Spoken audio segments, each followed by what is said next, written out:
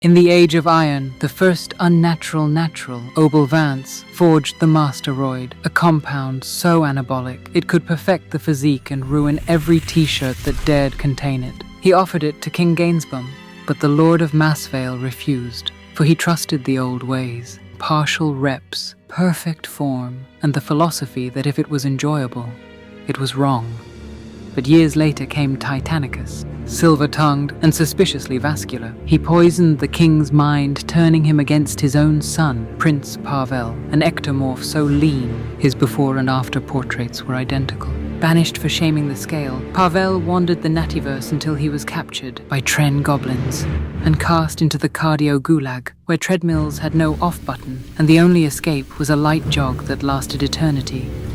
There he met Razor, and together they escaped. Meanwhile, Obel Vance required more Tren goblins, for his previous batch had shrunk significantly due to an overly ambitious cutting phase. He harnessed the power of Mount Tren, but it erupted, wiping out the flame monks of Ketosis halfway through a 72-hour fasted incline walk.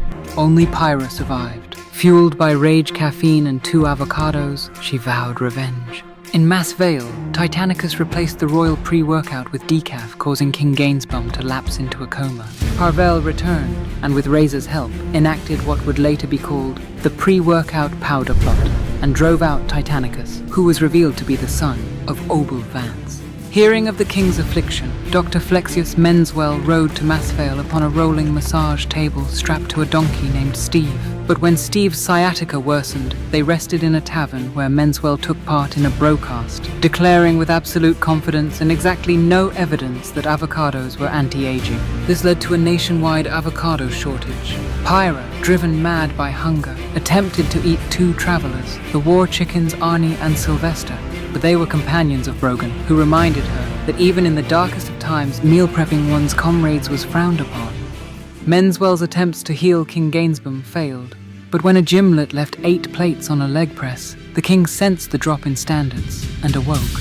But in the shadows, another force stirred. Dr. Peptis Tide, luring lifters to his peptide factory with promises of healed tendons, perfectly balanced hormones, and a pump that lasts 3 to 5 business days. Razor, injured and desperate to bench by next week, answered the call.